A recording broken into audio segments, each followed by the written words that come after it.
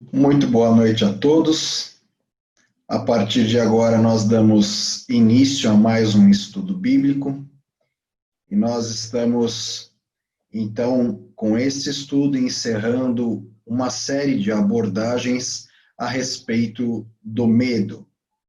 Uma série de estudos, na verdade, 3 estudos, cujo título é Em vez de três pontinhos medo, ou seja, a proposta é que analisemos, à luz da Bíblia, elementos que façam com que o nosso medo seja confrontado com o poder da palavra de Deus e, em substituição a ele, algo realmente alvissareiro possa dominar o nosso coração. Hoje, então, nós daremos aí o fechamento a esse ciclo de estudos sobre o medo, com este subtítulo: O medo não é para sempre.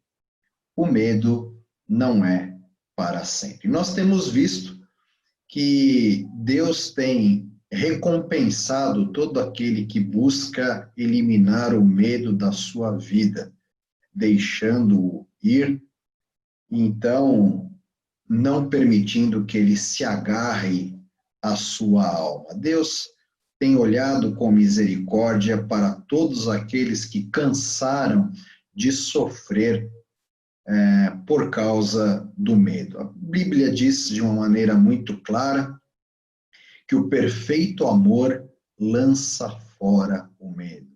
Ora, se Deus é amor, uma presença perfeita de Deus sobre a nossa vida, ela é poderosa o suficiente para lançar fora o medo da nossa vida e fazer com que, de fato, nós vivamos para testemunhar a alegria do Senhor como nossa força primordial e vivendo em absoluta paz neste mundo, apesar de todas as suas turbulências. Deus insiste na sua palavra: não tenha medo. E quando Deus faz essa declaração, que aliás é feita inúmeras vezes nas Escrituras, ele não está sendo simplista e tampouco sarcástico. Quando ele diz pare de ter medo, ele não está querendo que você entre num processo de descobertas solitárias sobre aquilo que o medo traz de prejuízo sobre a alma humana. Mas quando ele insiste para que você pare de ter medo, Deus está disposto então a caminhar com você. Então, a cada momento, Deus propõe um exercício de lançar fora o medo. E quando ele faz essa proposta, ele sempre oferece algo empoderador para ser colocado no lugar do medo.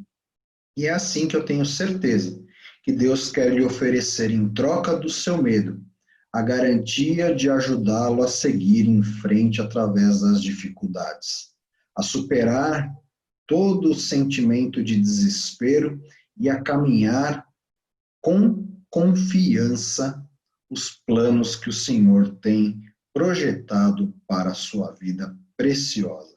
Portanto, hoje nós iremos dar o fechamento a esse ciclo de estudos, explorando esse tema à luz da Bíblia, e isso de fato será um grande desafio. Eu queria também deixar aqui um desafio a você.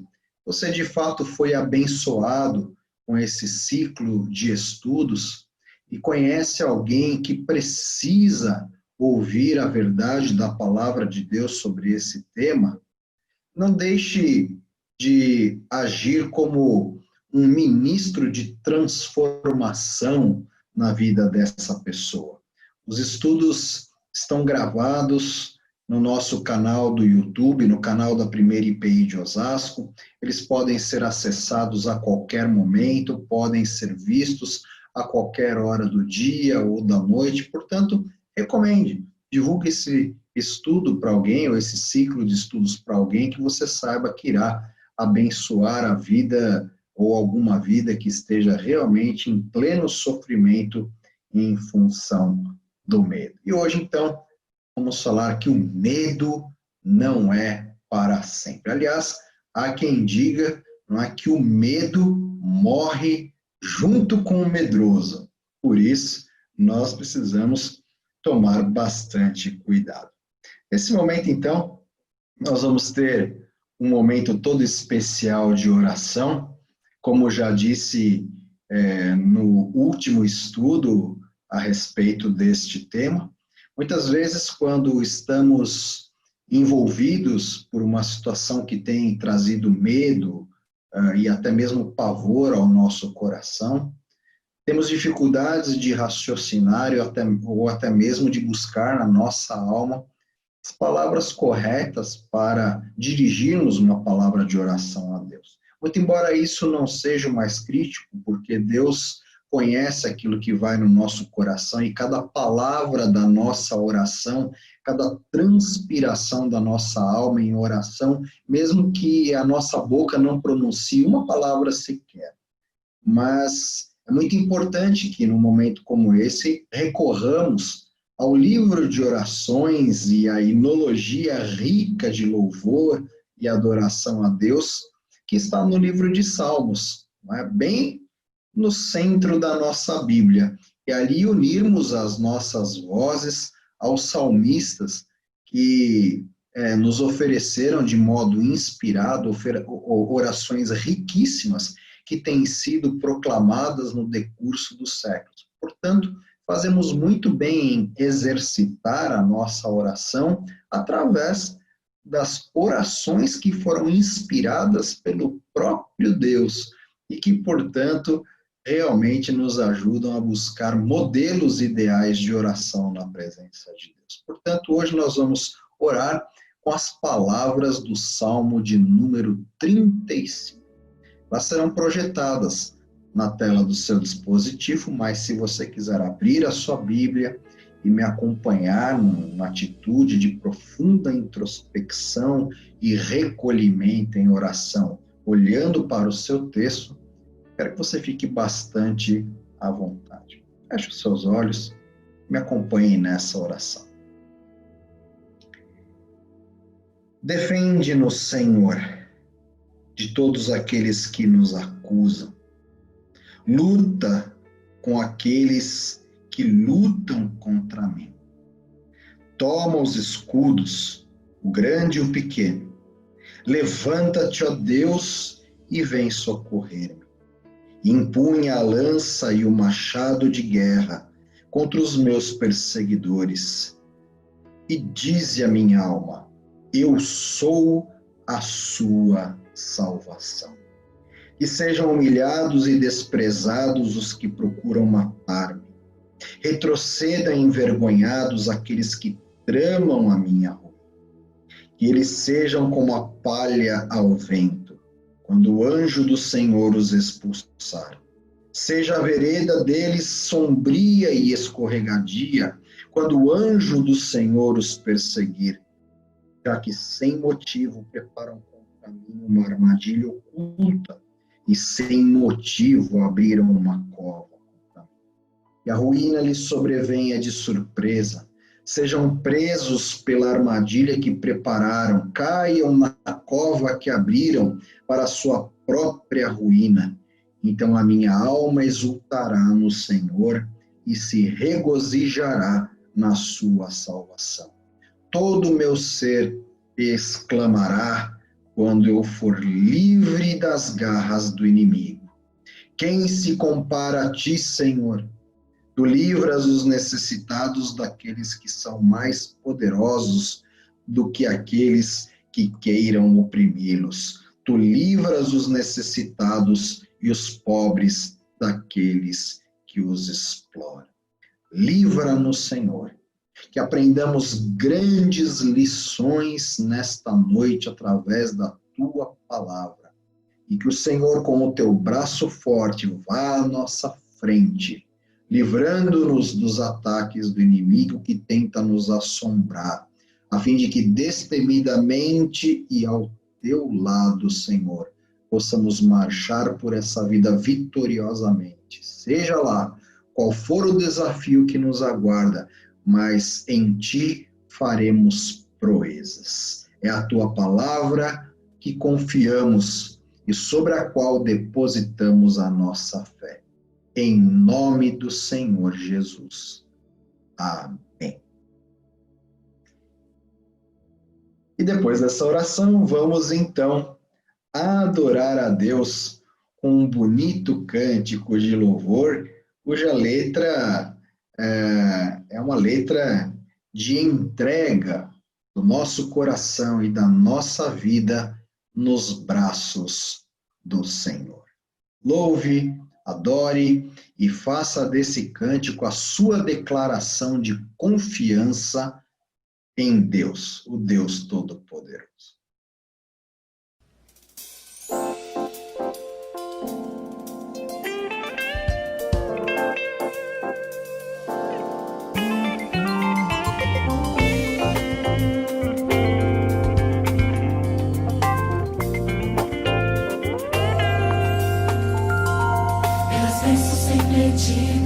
Por amigos e irmãos, por cuidar da nossa vida, pelas obras de tuas mãos te adoramos,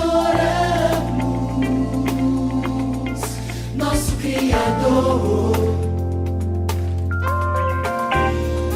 Pelo pão de cada dia, pela chuva e pelo sol, porque és estrela guia, nossa bússola e farol te adoramos.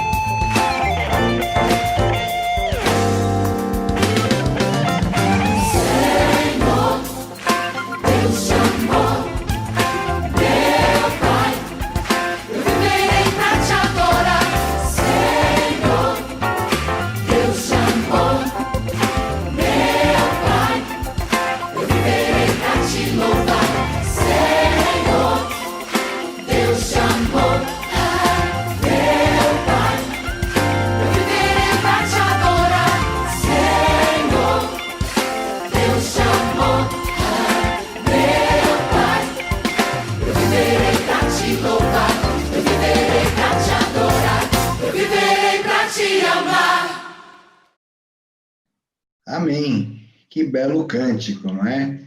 Vamos então falar um pouco do texto bíblico que irá nortear a nossa reflexão nesse momento. O texto está na carta do apóstolo Paulo aos Filipenses, capítulo 1, versículo de número 21.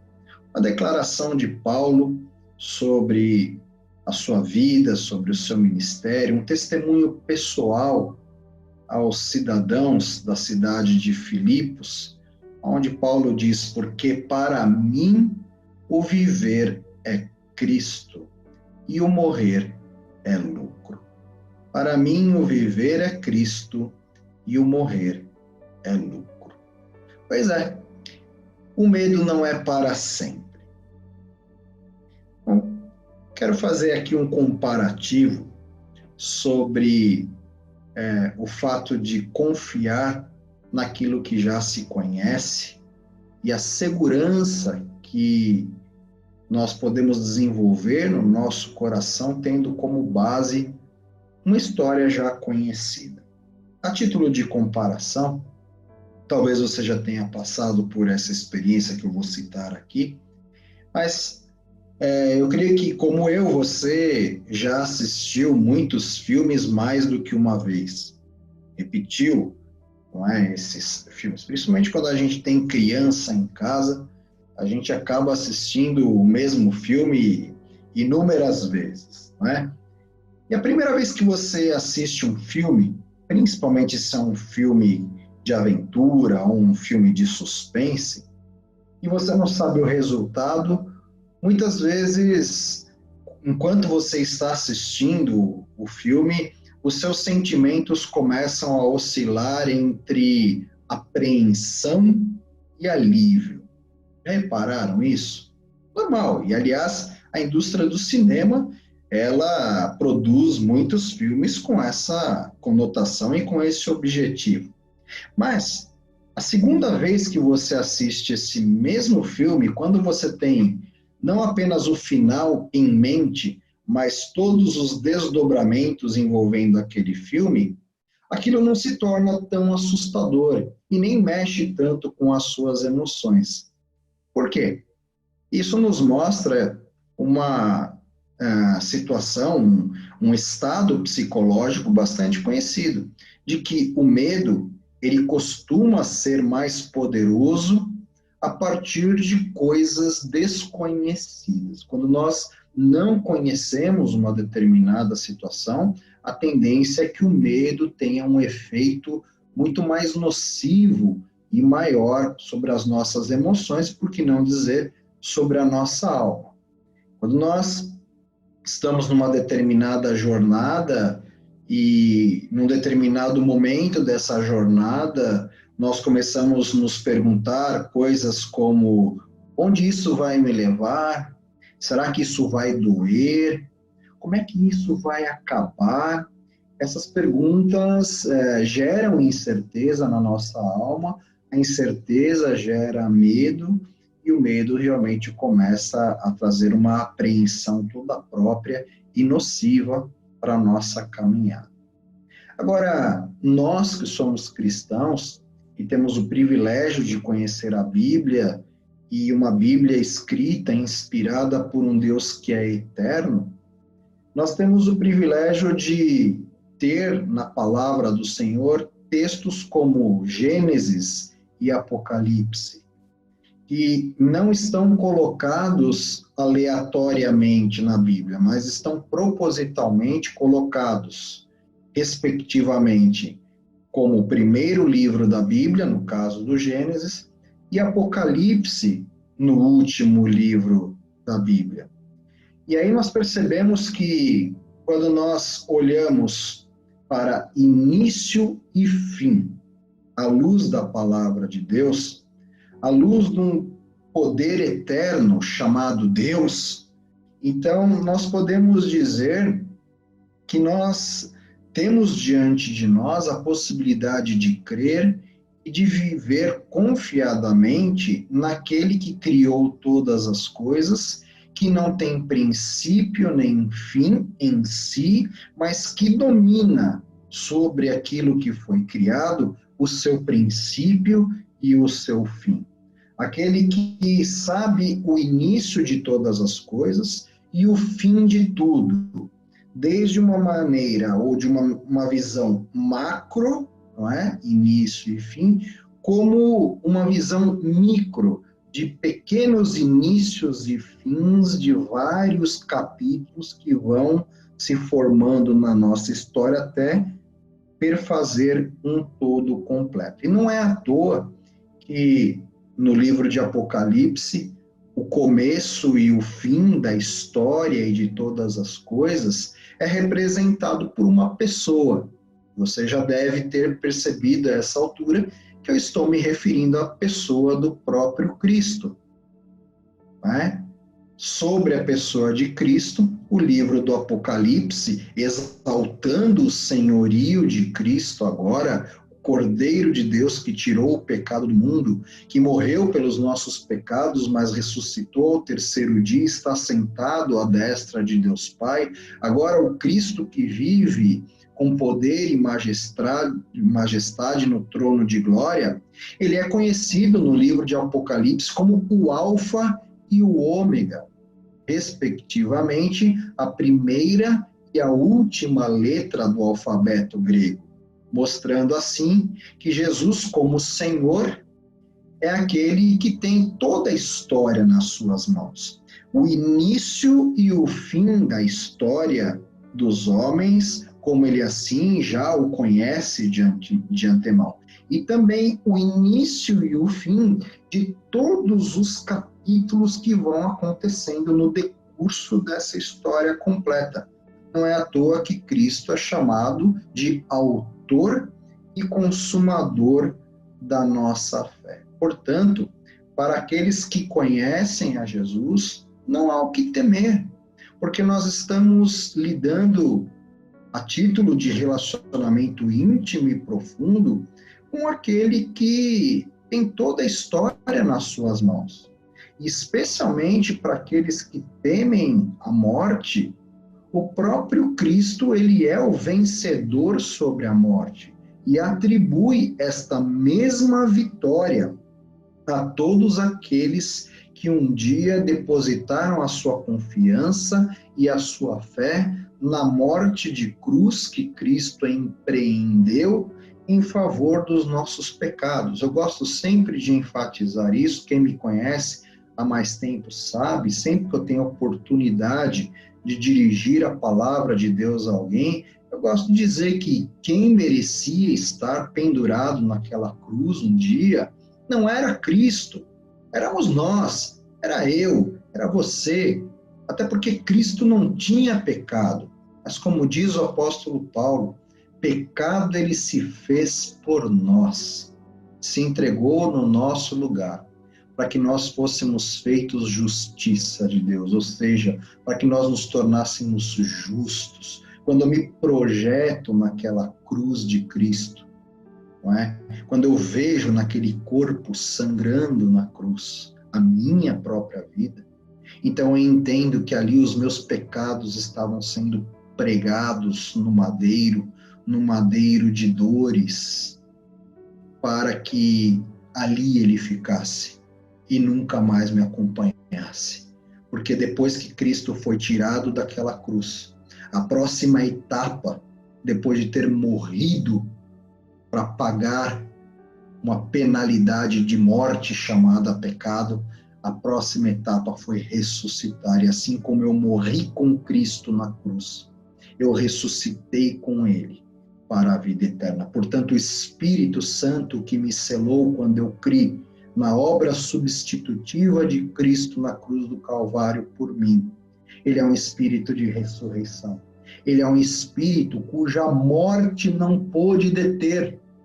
Um espírito que está além do túmulo. Aliás, é o espírito que provém de um túmulo vazio, aonde a morte não pôde reter e nunca poderá. É esse espírito que um dia me selou e selou o seu coração, a sua alma, você que crê. Portanto, não há que temer, inclusive a morte, porque o dia que o nosso corpo for entregue a isto, a essa situação inescapável a nós, seres humanos, aqueles que creem estarão com Cristo e, segundo a proclamação do apóstolo Paulo, é o que é infinitamente melhor. Portanto, o total contraste com o medo, viver crendo em Cristo, é viver tendo a esperança eterna que a força da sua ressurreição traz para cada um de nós e que é capaz de tirar do nosso coração todo e qualquer medo. Eu gosto da expressão de Paulo falando aos Coríntios, capítulo 1, versículo 18 da sua primeira carta. Ele diz que a palavra da cruz é uma loucura para aqueles que estão se perdendo. É verdade, muitas pessoas tentam entender essa palavra da cruz de modo racional, mas você não entende a palavra da cruz de modo racional. Aliás, tudo aquilo que você pode dar nome, pode explicar racionalmente, a sua mente humana entender a engenharia da coisa e o mecanismo, não pode ser chamado de fé. Porque fé não lida com coisas da razão.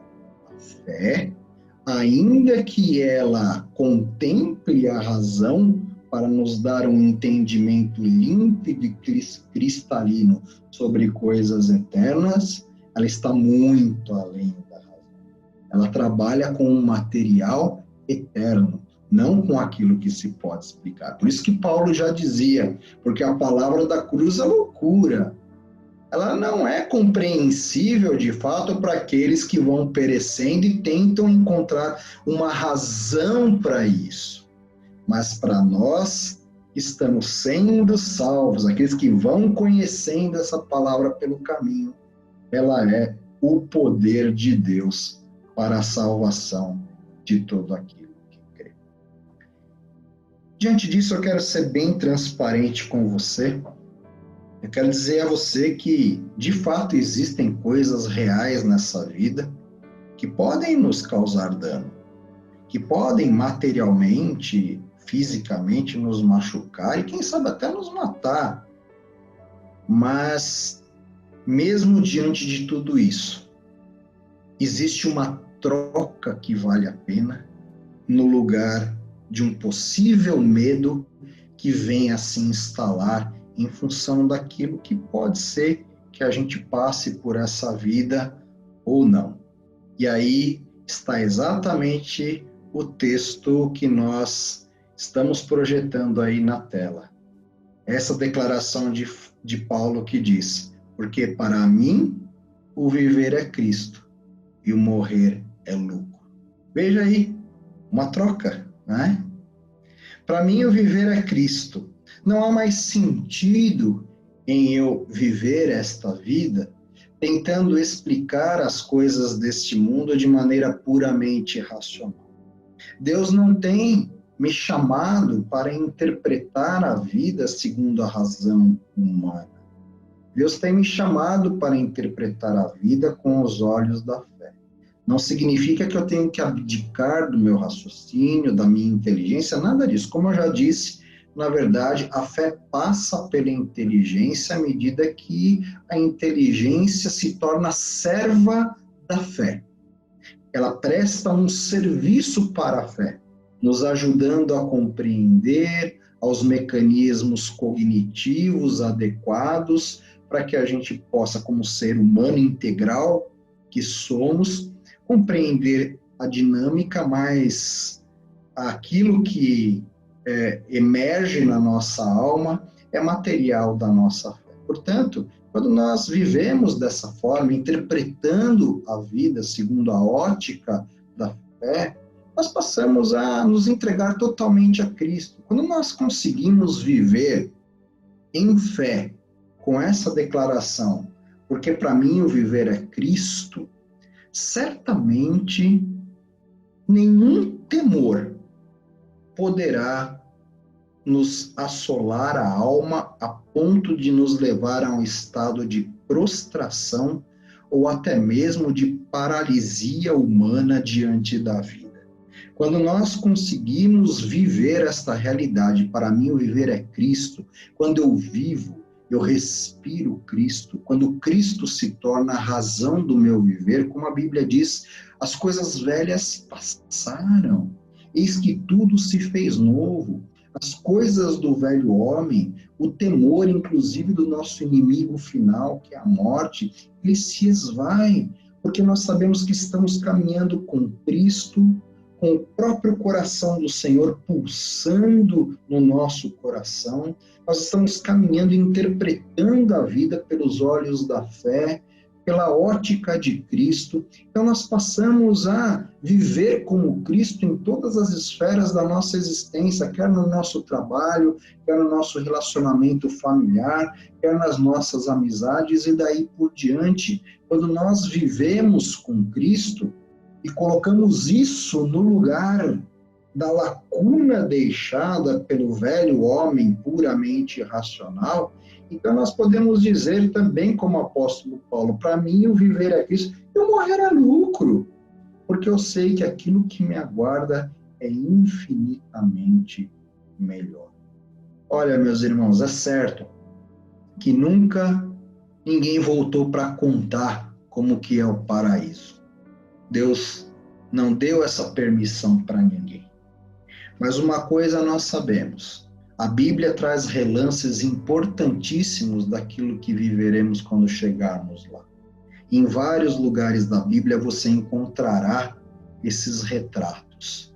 Inclusive o apóstolo Paulo, numa das experiências, ao ser arrebatado aos céus, disse que ali ele viu e ouviu coisas que nunca subiu no coração de um homem mortal, o que está preparado para nós. Imagina, ele sabendo disso, tendo vivido essa experiência, veja a força da declaração que ele está fazendo.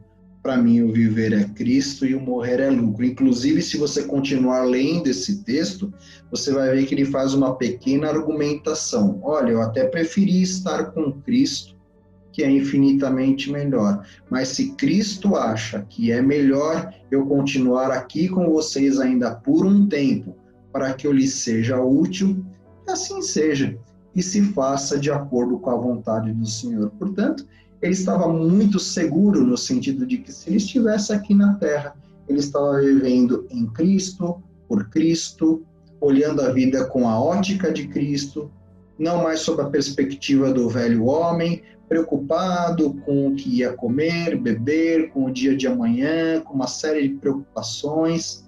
Não, ele já não tinha mais esse tipo de preocupação, ele não vivia mais em função disso. Pela fé, ele havia alcançado uma vivência de fé tão madura que, de fato, ele não tinha nenhum tipo de sofrimento, era um homem que vivia já sem nenhum tipo de medo, ele estava realmente com o seu coração e com a sua vida totalmente entregue a Cristo. Portanto, nosso desafio para você hoje é que, da próxima vez que você sentir algum tipo de medo em relação à vida, desafie-se a si mesmo a declarar quem o tem nas suas mãos. Lembra-se da oração que nós fizemos ainda há pouco com base no livro de Salmos, o Salmo 35? A próxima vez que o medo tentar roubar o seu coração, lembre-se de fato quem o sustenta nas suas mãos, quem o salvou da morte eterna, como o salvou, que qualidade de espírito ressurreto, que esse Cristo que o salvou colocou no seu coração e o que ele promete para onde você irá. Portanto, aí sim, ao invés do medo, em vez de medo, pegue todas essas realidades que Deus tem oferecido para você e aplique diretamente ao seu coração, como um antídoto, como um remédio para lançar fora o medo.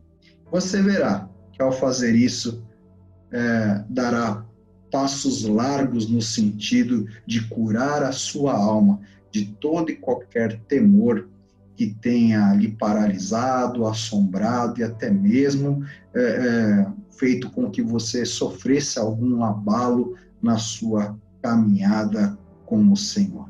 Então pense nisso. Qual é o seu maior medo hoje? Qual é a sua maior preocupação?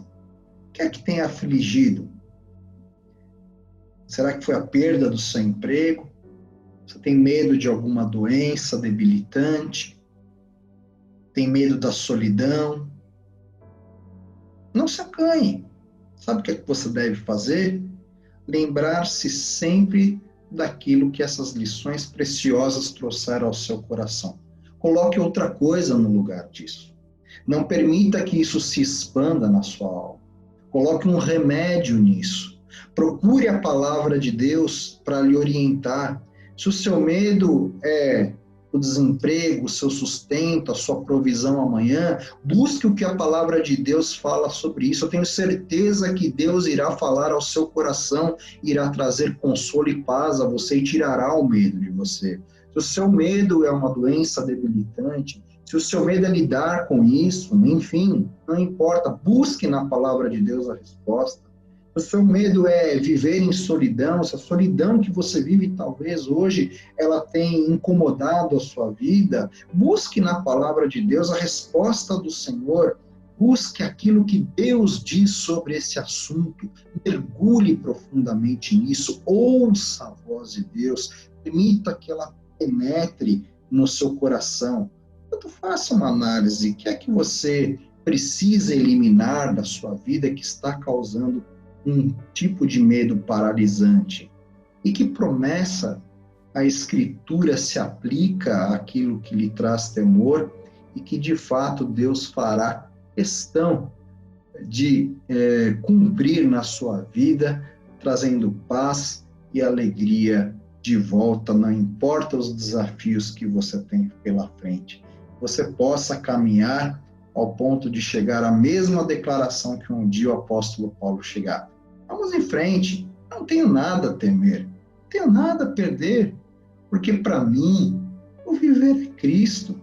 O meu velho homem já morreu naquela cruz. O meu velho homem não existe mais.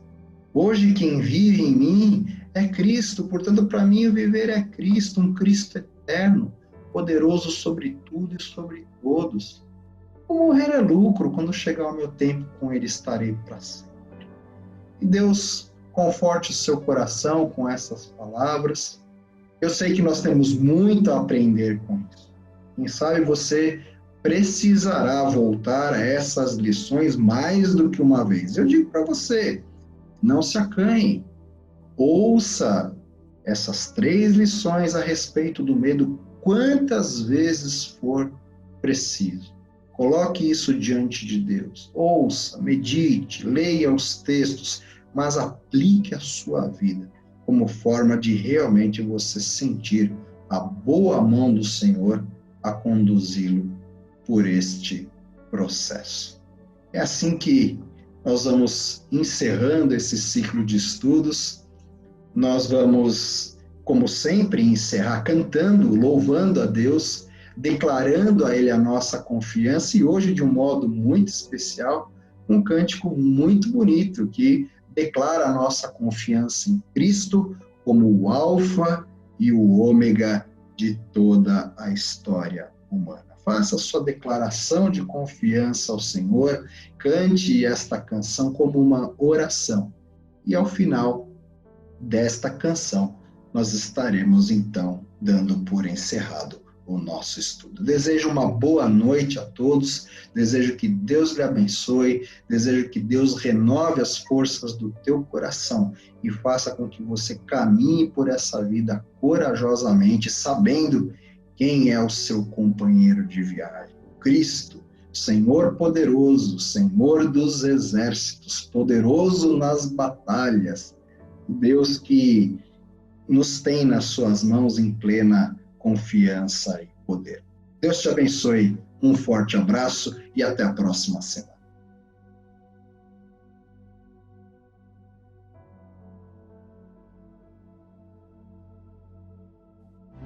Tu que estás assentado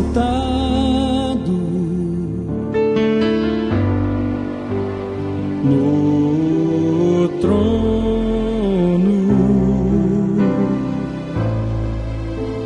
sempre reinando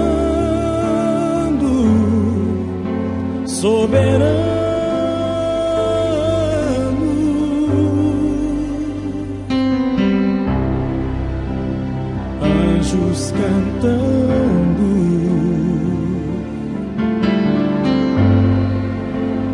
homens louvando,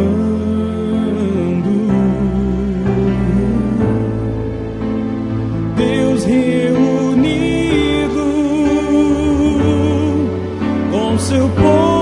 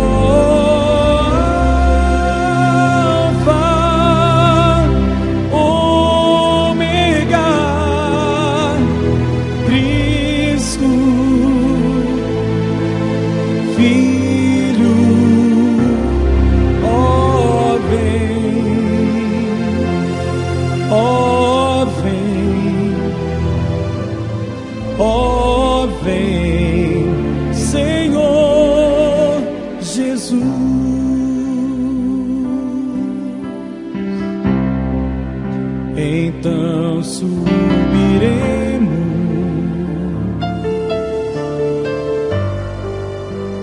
junto estaremos